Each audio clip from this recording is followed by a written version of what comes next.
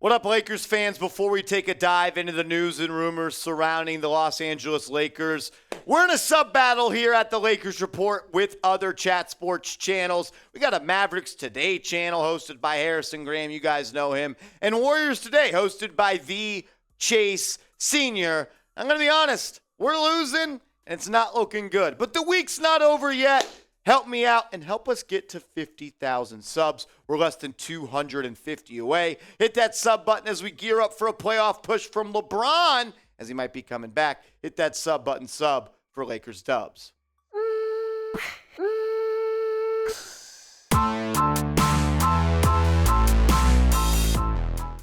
Is LeBron James going to return to the Los Angeles Lakers before the NBA playoffs get here? That's what Dave McMenamin of ESPN had to say. You're watching the Los Angeles Lakers Report. I'm your host, Marshall Green. LeBron James is targeting April 5th versus the Los Angeles Clippers to return to the hardwood as LA, the real LA basketball team, gears up for a final push in the Western Conference standings. That's what Dave McMenamin, shout out him, you know what I'm talking about, of ESPN, had to say. Sup, Malika. A league source familiar with LeBron James told me that he believes LeBron will push for some time over the final 3 games the Lakers play in LA. April 5th against the Clippers, April 7th against the Suns, April 9th against the Jazz, to target that range so long as there's no setbacks and his rehab to make his comeback.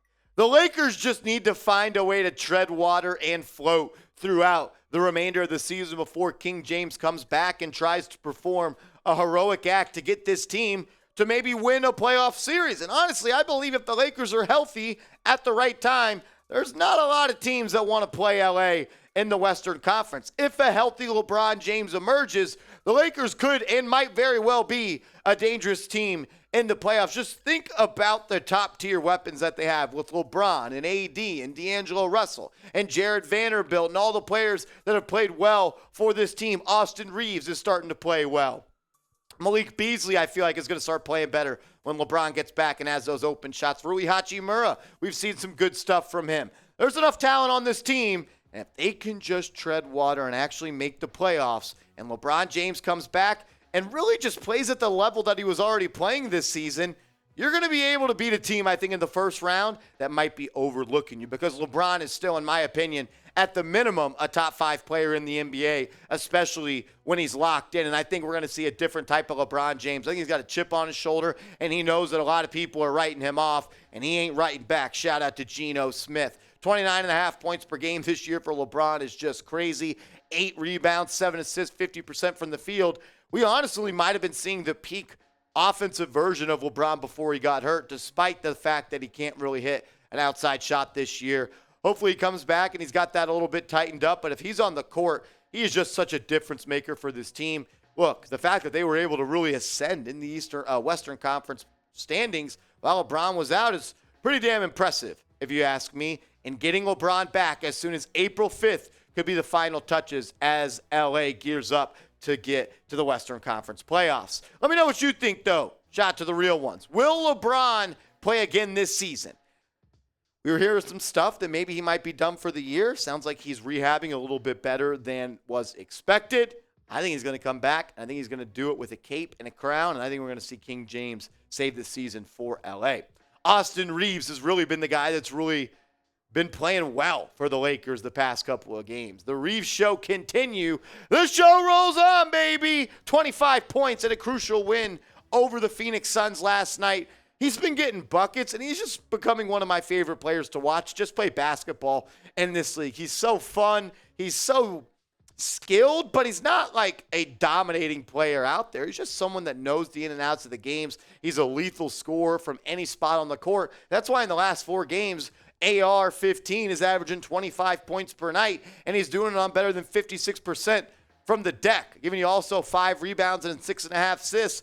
Could this be a guy that really starts to produce, and with the focus coming back off of him when LeBron comes back, could he even start to play better in what may be actually a more of a limited role? I know this, though. Hats off to Rob Pelinka and this scouting staff and anybody that really got to the table and said, we got to make sure we draft Austin Reaves because you found a gem in him. You get a guy like Reaves, you're expecting him to compete for, first off, your summer league team, and then maybe make your final roster as you get to training camp.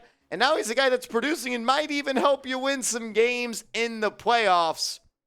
I just hope that Rob Pelinka has learned his lesson and doesn't let a guy like Reaves go like he did with Alex Caruso. I think that's really a loss that the Lakers have not really bounced back from. I feel like they miss that pesky defensive nature that Caruso played with, just the high basketball IQ, the defensive tenacity, the willingness to get dirty and get on the hardwood and sell his body for a win. While Reaves doesn't give you some of those qualities, he just has juice, and the Lakers, they need that from a guy like Reaves, and I'm hoping that they re-sign him. And I know it may cost you $15 million, but honestly, 25 points per game over the last 4 games, that might be worth it. Austin Reaves was asked by the media about what has been, the reason for him stepping up and how he's been able to do that. And he said, since Bron has been out, we've had to have multiple guys do what he does because he does everything on the court. I've been trying to be more aggressive. Offensively, both ways, getting teammates involved, and then also scoring, getting to the line. So it's really just been going back and playing basketball the way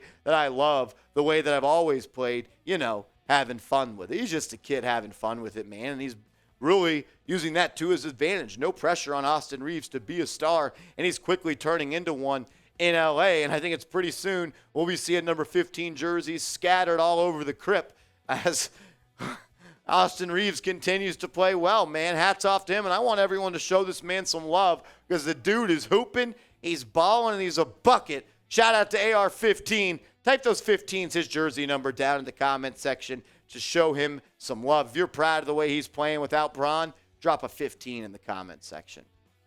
The rumor of the day for LA is Jaylen Brown. Could he be traded from the Boston Celtics? Brown was non-committal about his future in Boston on the Ringer podcast. They were asking him some questions. He was giving some wishy-washy answers. This isn't the first time we've been down the Jaylen Brown trade. I guess you'd call it tracks at this point. He was supposedly offered in that Kevin Durant trade in the summer that the Suns said no to. The Nets at the time, said no to. I don't think that means that they wouldn't trade him. I think they definitely listen if they think it's an upgrade. Boston's pretty cutthroat, and they're all about winning. Jaylen Brown was asked about his future, and he said, I don't know. As long as I'm needed, it's not up to me. We'll see how they feel about me over time, and I feel about them over time. Hopefully, whatever it is, it makes sense. But I will stay where I'm wanted. I will stay where I'm needed and treated correct. Read between the lines right there. Where I'm wanted and needed and treated correct. Why would you say that if all those boxes weren't being checked? Where there is smoke, there is fire, and I believe that Jaylen Brown is becoming uneasy in his really situation right now with the Boston Celtics. He is eligible for a 5-year, $290 million max offer sheet this offseason. Jeez, put a basketball in your kids' hands if you haven't yet. But, look, I don't think this is something to scoff at. We know how special he is. I don't have to read the stats. We know Jaylen Brown is one of the best two-way wings in the NBA. He can get it done on both sides of the court. He can dominate the game on offense. He could take out your best player on their offensive side of the court. I really think we got to start paying attention to this. Those quotes are really, really something to me. If you were in a relationship and you were happy and someone asked you, are you going back? And you said, I don't know. If they want me, if I'm valued, if I treated correctly, I'll stay. That means they're not doing it. And half the time when you leave a relationship, you're looking for something in another relationship that you weren't getting in that first relationship.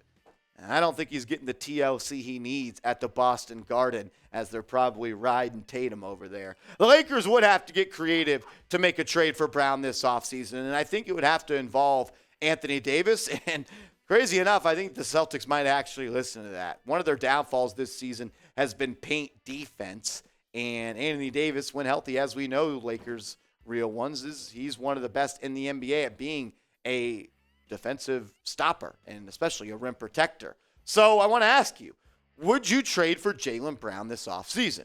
I think you have to include Anthony Davis. Don't have to include that in your answer today. But let me know. Would you trade for Jaylen Brown this offseason? Type T for trade. Type P for pass. I want to hear from you down in the comment section. And we appreciate everybody for tuning in. Remember, if you haven't yet, please hit that sub button. I don't want to lose to those frauds, Chase Sr. and Harrison Graham. They don't even really know ball. We know ball here on the channel because we watch ball. Hit that sub button. Let's catch them in subs and let's roll.